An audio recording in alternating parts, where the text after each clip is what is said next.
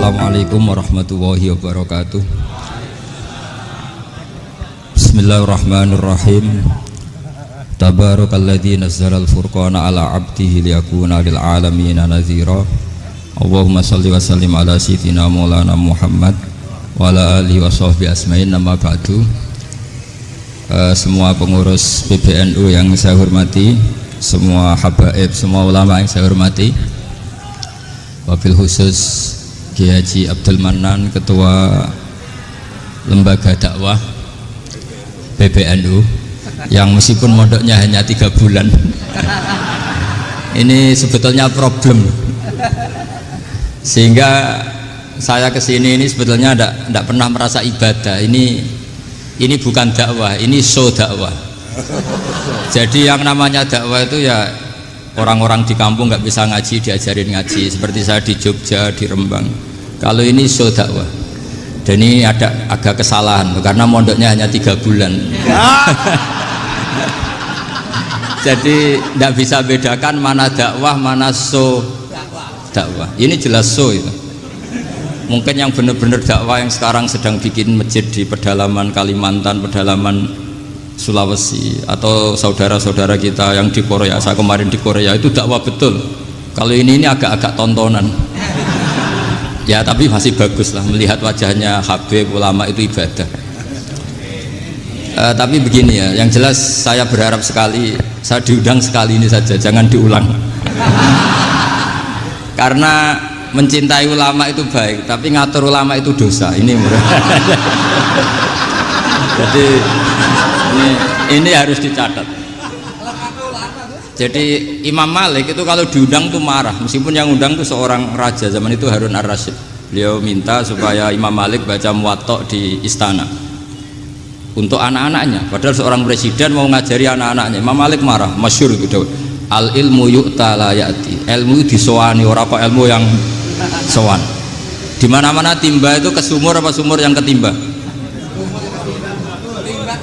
Timba ke sumur. Ini agak kecelakaan. Pakai air pump. air pump katanya. Jadi udah banyak air.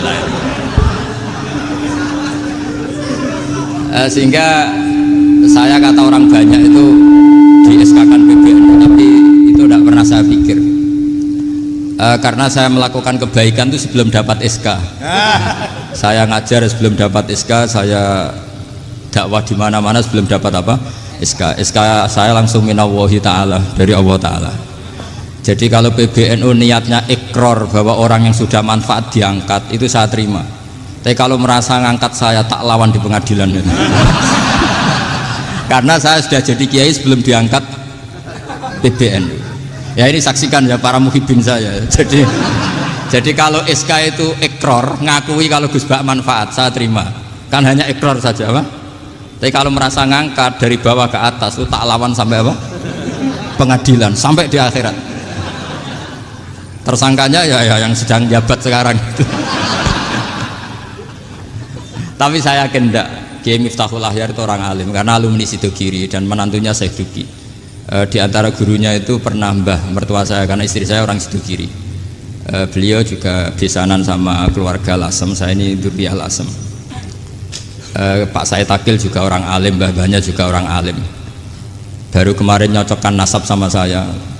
Buyut-buyutnya beliau itu adik buyut saya, pernah cocokkan sama saya. Gus, saya sama saya tua mana? Tua saya, buyut kamu adik buyut saya, kata saya gitu.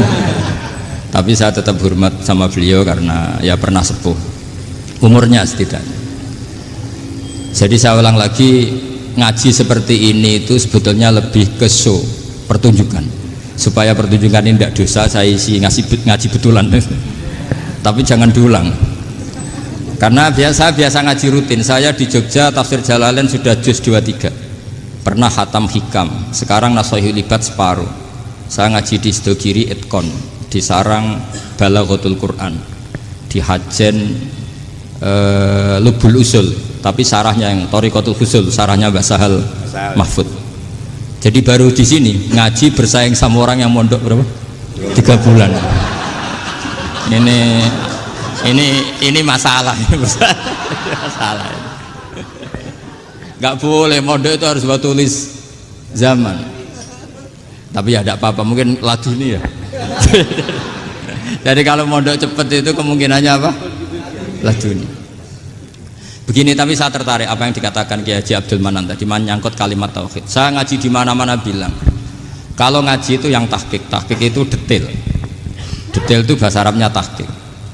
Jadi kita misalnya berpikir secara jernih, orang yang kafir 70 tahun itu pasti menjadi muslim karena melafadzkan la ilaha illallah. Dan itu bi ijma'il ulama. Semua ulama mengatakan demikian. Saya ulang lagi, itu bi ijma'il ulama. Karena mansus di Quran ada ayat kulil ladina kafaru iyantahu yughfar lahum ma qad salaf. Kalau orang yang kafir 70 tahun bisa dihilangkan kekafirannya hanya dengan kalimat la ilaha illallah Muhammadur Rasulullah. Berarti kalimat ini statusnya apa? Penghilang kekafiran, apa? Penghilang kekafiran. Lalu ada kelompok yang mengatakan gara-gara kalimat la ilaha illallah dan pegang patok nisan itu orang menjadi kafir. Ini kan jadi paradok. Lafat yang kita statuskan sebagai penghilang kekafiran dengan lafat yang sama orang menjadi kafir. Itu nggak ketemu nalar. Mbok nalar paling apapun tetap nggak ketemu. Kecuali tadi ya dalilnya pokoknya ngotot tadi. Itu memang kacau itu. Tapi alhamdulillah mereka insya Allah ya sadar. Kamu jangan bayangkan mereka tidak sadar terus, berarti kamu doanya jelek. Bisa saja mereka sudah ingin sadar, berhubung digojlok ini terus nggak jadi sadar. Jadi jangan-jangan salah kita karena sering gojlok sehingga yang mau sadar jadi tidak apa? Nggak sadar. Saya tadi jam 10 sampai setengah 2 masih ngajar di pondok saya ngajar tafsir masih di Rembang sana saya. Terus saya ke Semarang Delalah Muyassar. Ya mungkin agak-agak keramat, jadi tetap jam 3:4 saya bisa ketemu Habib Umar Hafid.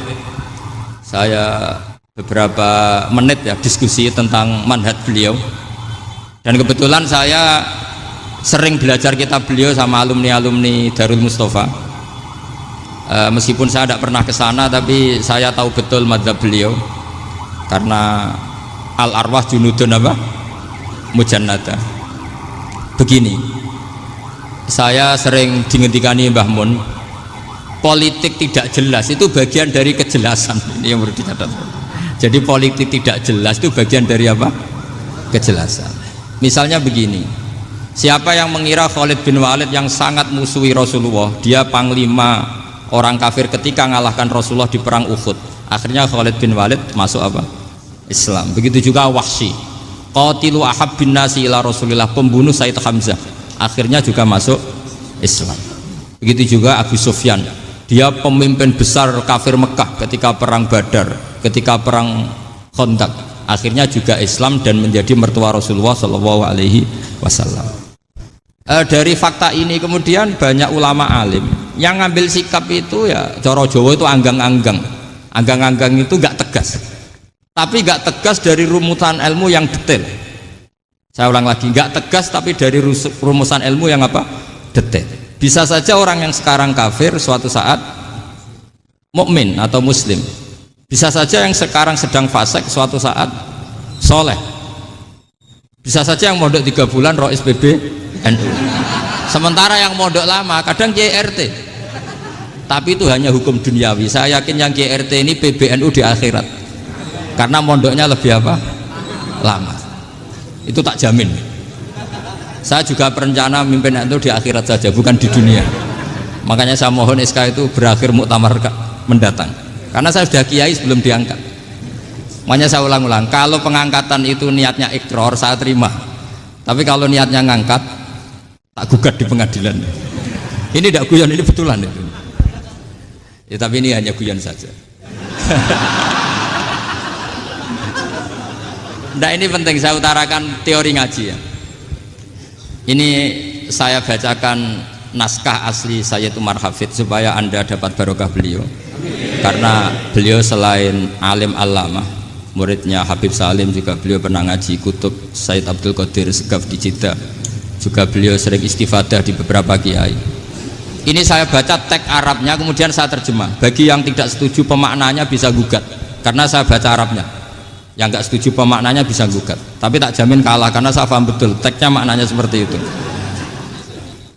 Logikanya tadi ya, ketika Rasulullah ngambil sikap tegas kepada Qatilu Hamzah yaitu Wahsy, dan ketika Rasulullah ngambil sikap tegas pada orang-orang yang mengalahkan beliau di perang Uhud, kaifa yuflihu qaumun fa'alu bi anbiya'ihim hakadha, bagaimana mereka jadi orang benar atau orang yang dapat kebahagiaan kalau mereka perlakuannya seperti Nabi seperti ini, yaitu Nabi sujja wajhu masyhur wa kusirat ruba, yaitu Nabi itu wajahnya terluka, gigi serinya tanggal. Orang-orang seperti ini tuh nggak akan bejo kalau orang Jawa, nggak akan falah. Tapi apa yang terjadi? Allah menurunkan ayat laisa laka minal amri syai'un aw yatuba 'alaihim aw yu'adzibahum. Muhammad itu bukan wilayah kamu ngecap orang, menstigmasi orang itu tidak wilayah kamu. Saya bisa saja mengampuni mereka atau menyiksa saya itu atau menyiksa mereka itu wilayah saya, kata Allah. Saya bisa saja mengampuni mereka atau menyiksa mereka itu wilayah saya. Sehingga akhirnya apa? Rasulullah tidak ngambil sikap yang mungkin orang lain mengatakan itu tidak tegas, tapi itu kearifan. Betul, akhirnya Wahsy malah masuk Islam. Khalid bin Walid panglimanya juga masuk Islam. Dan beberapa orang kafir juga masuk Islam, termasuk mimpinihim, ketuanya yaitu Abu Sufyan. Ini penting saya utarakan. Makanya ini saya baca pembenaran dari konstruksi pikiran tadi. Nah ini supaya khas. Ini khasnya orang mondok 10 tahun nih. Jadi ini tak baca ini. Nah, biar jelas ini nanti tagnya persis ya, tidak saya rubah. Ini di kitabnya Habib Umar Hafid, namanya itu Taujihun Nabi Limardoti Bari. Kalau diterjemah ya mengarahkan orang yang sadar. Nabi itu orang yang sadar ya, sampai ini termasuk orang yang sadar. Limardoti Robbi, menuju mendapat ridho Tuhan atau Allah Subhanahu wa Ta'ala. Saya baca tagnya ini di halaman 179. Ini tidak ada yang saya rubah, tidak saya kurangi. Bismillahirrahmanirrahim. Fala buddha an nuwattina qulubana ala annana khodamatu ahli hadal qaul wa yattali'u wa min qulubina annana na'taqidu imkaniyata ayyasfa'a fi ahadina yaumal qiyamati man huwal ana kafirun yuslimu faya'lu sya'nu indal haqqi fayakunu sababan li kholasika fil qiyamah yumkinu dzalik. Jadi kita para dai, para kiai itu adalah khodamatu hadal kaun. Kita ini adalah pelayan alam raya ini yang selalu berharap alam ini akan lebih baik. Orang yang sekarang sedang kafir bisa saja nanti yang nyafaati kamu di akhirat, yaitu mereka masuk Islam lalu Islamnya lebih serius, akhirnya punya hak syafaat. Sementara kamu Islam mulai kecil tapi biasa-biasa saja seperti ini, mulai dulu ngaji terus sama Ki Abdul Manan, nggak pernah yang ngisi ngaji, itu artinya nggak ada perkembangan. Makanya saya nggak ingin ngaji lagi, karena saya ingin perkembangan Anda nanti tukang mengisi, bukan yang diisi. Kalau saya nanti ngaji lagi di sini, artinya Anda kalau tetap mendengarkan itu tidak ada perkembangan. Pantas saja saya mulang Gus Bahak sampean sing ngaji. Sekali-kali ada perkembangan, saya ngaji sampean yang mulang, itu bagus itu. Meskipun itu perkembangan yang menyesatkan.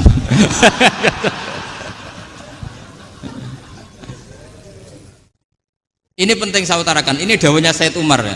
Orang yang sekarang sedang kafir bisa saja orang ini nanti nyafaati kamu, yaitu beliau orang ini Islam, kemudian Islamnya serius, maka punya hak syafaat. Sementara kamu Islamnya biasa-biasa saja. Itu masyhur kayak Sayyidina Umar. Sayyidina Umar Islam di hari itu langsung makomnya makom yang a'la, sehingga mengalahkan yang sudah Islam lebih lama. Karena Islamnya Umar itu menjadi izzatul Islam betul. Makanya jangan benci orang tegas teman-teman, kadang ya ada baiknya. Abu Bakar itu sudah Islam tapi layinal janib, orangnya santun.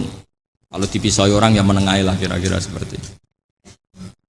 Begitu juga Bilal, Ammar, Suhaib. Singkat cerita, Rasulullah itu sering dibully ya, sering disiksa orang-orang kafir. Rasulullah berharap, wah kalau yang Islam gini terus repot.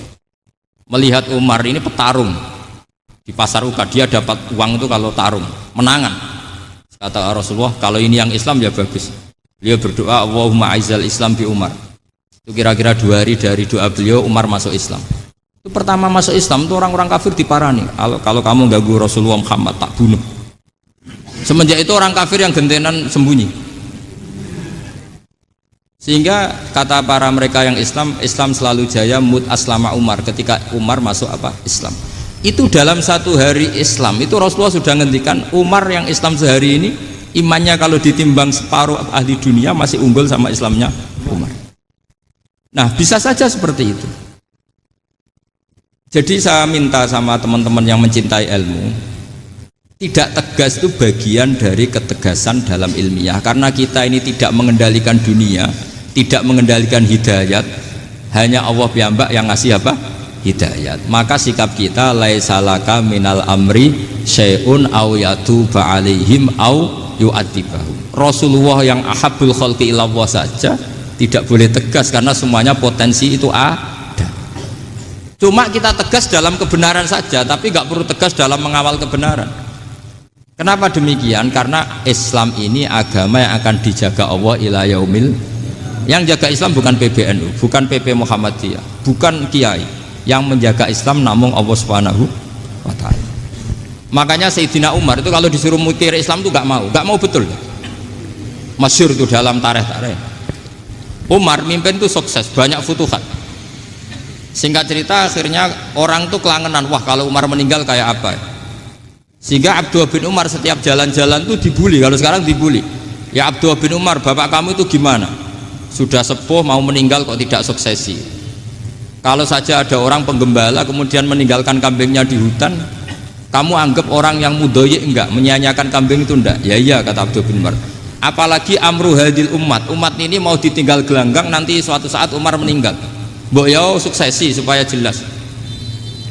Logika itu diaturkan ke Umar radhiyallahu anhu, ke Sayyidina Umar. Pertama Umar agak tertarik dengan logika itu. Lama-lama beliau marah. Tidak jadi. Saya tetap tidak akan istikhlaf, tidak akan suksesi, dan saya tidak akan mikir Islam, katanya. Islam akan diurus oleh Allah Subhanahu. Terus beliau ngendikan, Islam ini jalan ketika ditinggal Abu Bakar, bahkan ketika ditinggal ahabbul khalqi ilallah akramul khalqi indallah, yaitu Rasulullah Muhammad sallallahu alaihi wasallam. Coba Islam dulu dipimpin Abdul Qadir ketua wali, dipimpin Wali Songo, dipimpin orang top. Sekarang dipimpin mondok 3 bulan jalan. Karena Islam yang ngatur Allah Subhanahu wa ta'ala. Jadi ini penting. Loh coba ustadz tuh banyak yang nggak bisa ngaji loh, tapi ya laku ya nggak masalah. Loh saya kemarin di Korea seminggu itu TKI jadi khotib, ada yang jadi mufti, ada yang jadi suriah. Itu ada yang di sana jadi suriah, pulang ke kampung angon kambing lagi. Loh itu teman saya kenal. Suriah Korea. Iya suriah Korea tapi. Artinya gini, bahkan masjid semua yang di Korea itu didirikan oleh TKI dan TKW. Mereka digerakkan Allah untuk mikir agama, karena agama ini milik Allah. TKI saja mikir. Makanya ini penting, yo dakwah tapi tauhidnya sing kenceng, jangan dakwah kenceng tauhidnya kendor.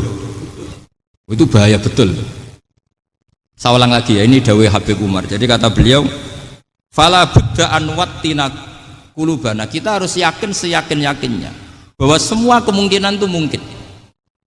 Makanya masyhur dalam tarikh ketika kafir Quraisy mau disiksa oleh para malaikat karena mereka sering menyakiti Nabi, kata Nabi gimana? Jangan.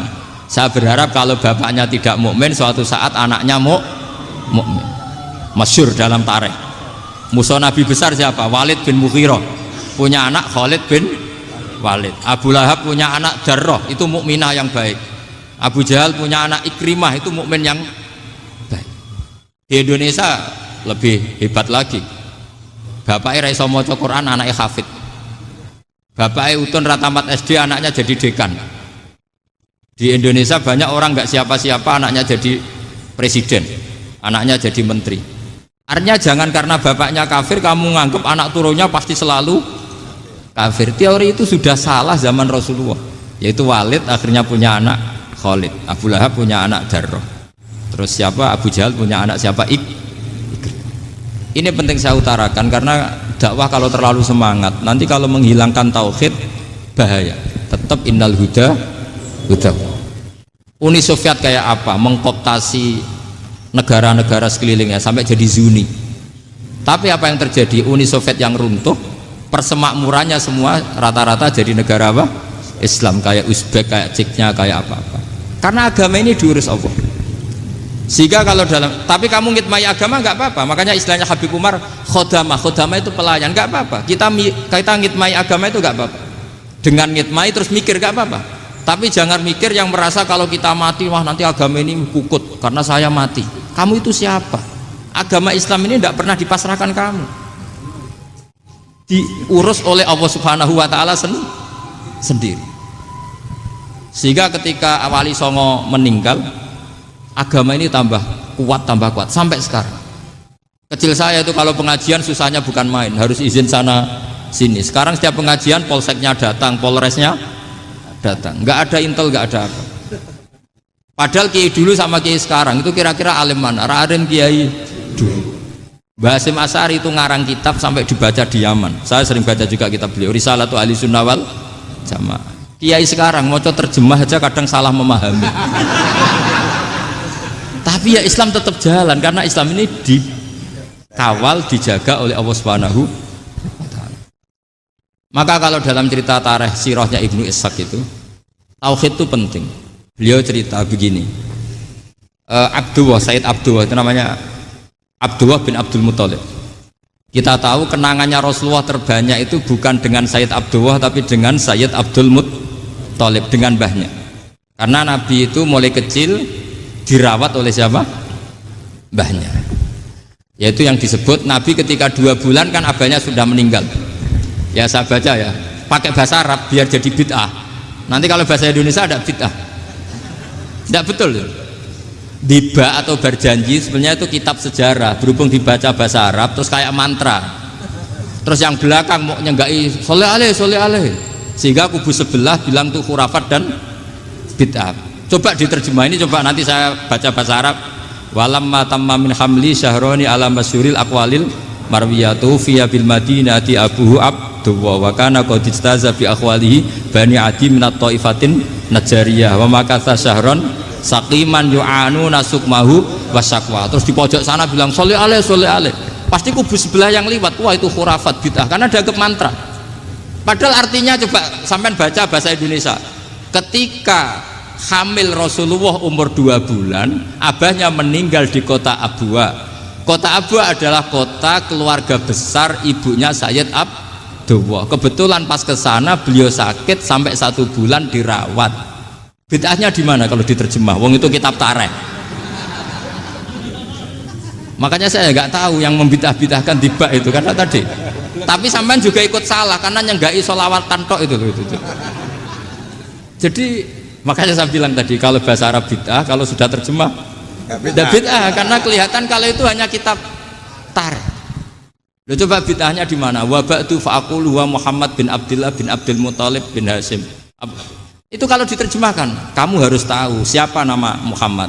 Muhammad punya abah siapa? Rasulullah Muhammad Abdullah. Punya abah siapa? Abdul Mut. Punya abah siapa? Hasyim. Coba baca gitu di kubu sebelah. Oh iya gitu. Berhubung kok baca bahasa Arab.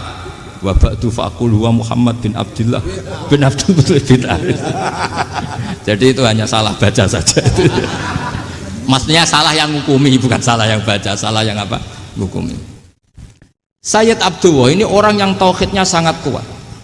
Sayyid Abdul Muthalib lebih kuat lagi.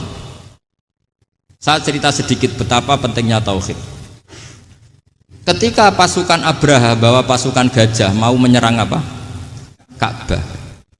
Itu sebelum menyerang itu semua aset-aset milik orang kafir Quraisy, milik orang Quraisy lah. Itu ditawan, diambil. Termasuk milik Sayyid Abdul Muthalib, milik Abdul Muthalib. Terus ketika mau masuk Ka'bah, mau masuk Mekah, kata Abraha, man sayyidu hadal wadi, siapa yang kamu tuakan, yang kamu pertuan di sini? Oh, Abdul Muthalib. Abdul Muthalib itu dipanggil, itu auranya luar biasa. Abraha yang di tempat perkemahannya itu harus duduk di atas karena dia raja, itu duduk di atas gak berani, saking wibawanya Abdul Muthalib. Ini mbahnya Rasulullah. Akhirnya Abraha bilang gini, saya duduk di bawah tidak mungkin karena saya raja, kamu duduk jejer saya tidak mungkin karena nanti umat saya kecewa karena raja kok disaingin gitu.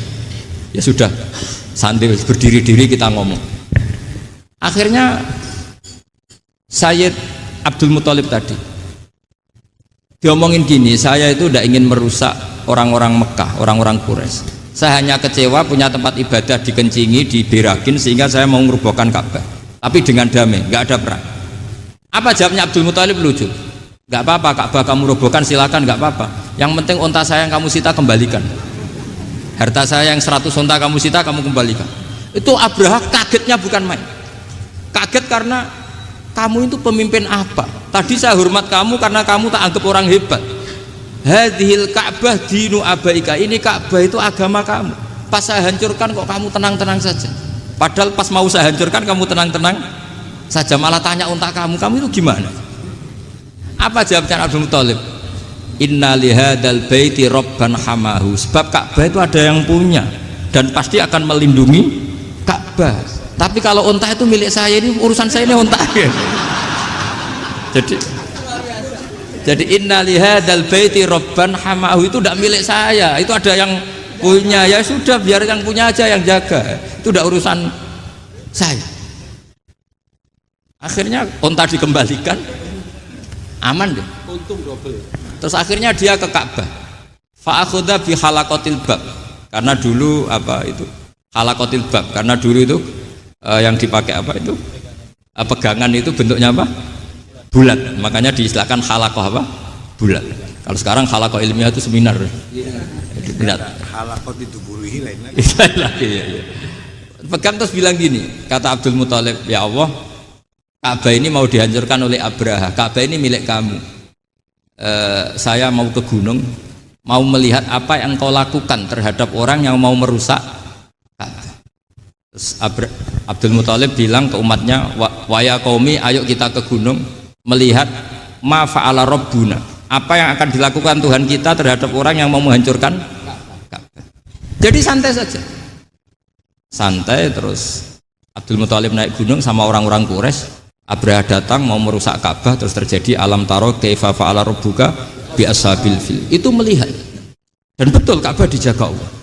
Islam juga gitu. Ketika Islam dikooptasi Uni Soviet, semua ulama, semua wali perasaannya hanya nunggu kehancuran Uni Soviet, karena pasti agama ini dijaga Allah.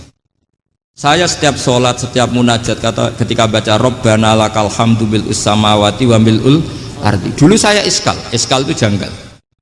Ya Allah, engkau zat yang layak dipuji, yang pujian itu memenuhi langit dan bumi. Pikiran saya kalau bumi ateis itu mujinya kayak apa? Tapi Masya Allah, ketika saya datang di Korea, bumi ateis, ternyata di sana banyak masjid, banyak tasbih, bahkan ada sakduna di sana. Karena Allah sudah ngendikan lakal hamdu mil'us samawati wa mil'ul ardi. Dan sekarang nyata, semua bumi ateis, bumi apa saja, ada tasbihnya, ada tahmidnya. Makanya sadaqallahul adzim ketika ngendikan sanurihim ayatina fil afaq walladzi arsala rasulahu bil huda dinil haqqi liyuzhirahu 'alad dini kulli. Makanya saya mohon sekali bahwa agama ini harus kamu khidmah. Tapi enggak boleh kamu pikir. Atau dibaliklah, khidmah maka memikir. Tapi tidak usah GR bahwa agama ini diserahkan sampean. Saya juga agak ridho. Agama kok diurus orang-orang kayak gini, kayak apa nasibnya? Jadi ini penting, karena rata-rata kiai alim itu tidak jelas, terus oleh orang-orang yang nggak pernah ngaji itu, wah ini nggak jelas, nggak tegas. Islam itu harus tegas. Maksudnya tegas itu kayak apa? Tegas itu di wilayah kita. Kalau istri kamu mau diperkosa orang itu boleh tegas, itu wilayah kamu. Tapi kalau hidayat itu wilayahnya Allah Subhanahu wa Ta'ala, kita tidak pernah tahu. Bahkan yang sudah Islam saja, nyuwun sewu, itu nggak ada jaminan mati husnul. Kita tahu dalam sejarah Sa'labah itu dapat gelar hamamatul masjid, merpatinya masjid. Tapi kita tahu akhirnya Sa'labah itu apa? Su'ul khotimah. Sampai dalam Islam selalu diajarkan ya muqallibal qulub tsabbit qalbi ala din. Jadi kalau kita sendiri saja masih ingin selalu husnul khotimah, agak ada ruang untuk mudah menvonis orang lain. Makanya saya salut sekali ketika Habib Umar menulis kita semua ini mengkhidmai hadal kaun, dan selalu berharap bisa saja suatu saat orang yang sedang kafir bisa saja suatu saat muslim. Nah soal kalau yang sama yang harbi menyerang kita ya tarung. Kalau artinya kalau yang merangi kita ya kita wajib perang, kalau enggak ya habis kita. Seperti kita lakukan ketika diserang Belanda. Tapi ketika mereka musta'man, dhimmi, mu'ahad, orang-orang kafir yang mau berdamai dengan kita, ya kita damai. Sebagaimana yang dilakukan Rasulullah SAW ketika berdamai dengan kafir Quraisy yang dipimpin Suhail bin Amr. Masyhur itu dalam tarikh. Singkat cerita kan Sayyidina Ali ini pernah konflik sama orang Khawarij. Kata Sayyidina Ali, ya sudah lah, namanya kita musuhan, kita tidak usah ketemu, pakai mediator, kata Sayyidina Ali. Kata orang Khawarij, ini apa-apaan kok butuh mediator, nggak ada Qur'annya, nggak ada hadisnya. Kira-kira kalau Pak Sayyidina Ali orang Jawa, nggak ada apa tidak tahu. Walhasil Sayyidina Ali akhirnya baca ayat, wa in khiftum shiqaqa bainihima fab'atsu hakaman min ahli wa hakaman min ahliya. Jika suami istri tengah konflik, maka yang keluarga suami kirim mediator, yang keluarga perempuan juga kirim. Terus kata Sayyidina Ali, wa amru ummati Muhammad a'dhamu min amri rajulin wa imra'atin. Kalau suami istri saja ketika konflik butuh mediator, apalagi ini kelompok besar, pasti lebih butuh mediator. Akhirnya lalu mediatornya siapa? Kata Sayyidina Ali, ya siapa saja yang penting baik. Ditunjuk seseorang, diprotes sama orang Khawarij, ini orang nggak kredibel. Oh, terus Sayyidina Ali marah-marah. Rasulullah itu pernah berdamai dengan orang, bahkan orang itu kafir, yaitu Sulhul Hudaybiyah. Nabi itu berdamai dengan orang yang bernama Suhail bin Amr, ketika itu kafir. Makanya ini menunjukkan bahwa musolahah ma'al kufar itu boleh demi kelangsungan bernegara, berbangsa. Kamu tidak usah meragukan reputasi NU. Ketika dulu kafirnya kafir harbi zaman Belanda, ya Mbah Hasim fatwa apa? Jihad. Jadi jangan kira tidak tegas, kita tegas sekali, justru kita yang punya masa lalu tegas. Tapi kepada siapa dan dalam konteks apa? Paham ya? Terus ini penting sekali untuk dijernihkan. Ini saya baca berikutnya nanti, tidak supaya tahqiq saya syukur sekali, saya tadi sekaligus minta ijazah sama Habib Umar, dan memang saya ngaji ini lama sama teman-teman alumni Yaman, cuma belum pernah ketemu mu'alifnya. Tadi saya ketemu minta ijazah itu dan beliau senang sekali, bahkan sempat bikin tulisan di kitab saya ini. Sama tidak perlu baca, karena kalau bisa ya biasa, kalau tidak bisa malu ya sudah, tidak usah baca.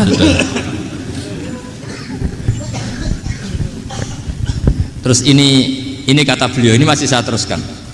Nahnu min hadhil intilaqah naktasibu thabatana wa quwwata yaqinina wa illa fa fil ardi mu'aridun wa muntaqidun wa mukhalifun min akhyarin wa asyrarin sholihin wa fasikin muslimin wa kuffar.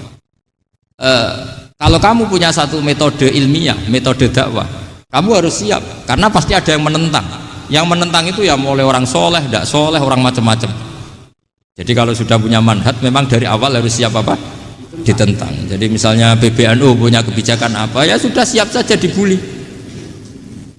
Itu pasti itu, karena nggak ada manusia semua suka, semua benci.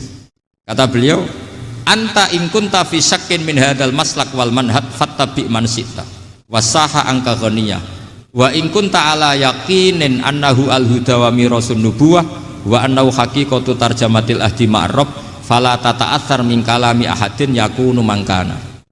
Jadi intinya kita mengawal Islam secara rahmatan lil alamin itu justru kita berharap menjadi simpatik dan menjadikan mereka menjadi Islam. Jangan ketika simpatik dianggap gak tegas. Saya masih ingat betul dawuh Mbah Mun, hak sekseni, kata beliau. Saya masih ingat kalimatnya, sekseni. Aku ra tegas itu berdasar ayat laisalaka minal amri syai'un aw yatuba alaihim aw yu'adzibahum. Karena potensi sosial itu bisa rubah. Orang yang sekarang kawan kamu bisa saja suatu saat jadi musuh. Yang sekarang musuh kamu bisa saja suatu saat jadi kawan. Terus kamu ngambil sikap tegas dalam sesuatu yang nggak stabil seperti ini, lalu tegas itu kan nggak pada tempatnya. Makanya yang seperti ini kata Allah pakai asa itu menawa. Asa wahu ayyaj'ala bainakum wa bainal ladzina ataitum minhum mawaddah. Bisa saja orang yang sekarang musuhan dengan kamu suatu saat dijadikan mawaddah. Kamu udah mawaddah itu saling mengasihi. Kamu udah usah tanya, wallahu qadir, kata Allah, karena Allah mampu. Jadi dalam hukum-hukum sosial Allah seringnya bilang apa? asa. Misalnya wasa antakrahu syai'a wa huwa khairul lakum, wasa antuhibbu syai'a wa huwa syarrul lakum. Karena masalah sosial ini semuanya asa, yang pernah tahu siapa? Bisa saja sekarang saya Rois Suriah, nanti SK-nya nggak turun lagi, tapi saya tidak apa-apa. Bisa saja nanti santri 10 tahun dipimpin 3 bulan, nggak apa-apa. Bolak-balik nggak apa-apa, saya tidak akan kecewa. Karena masya Allahu kana wa malam yasa lam yakun. Assalamualaikum warahmatullahi wabarakatuh.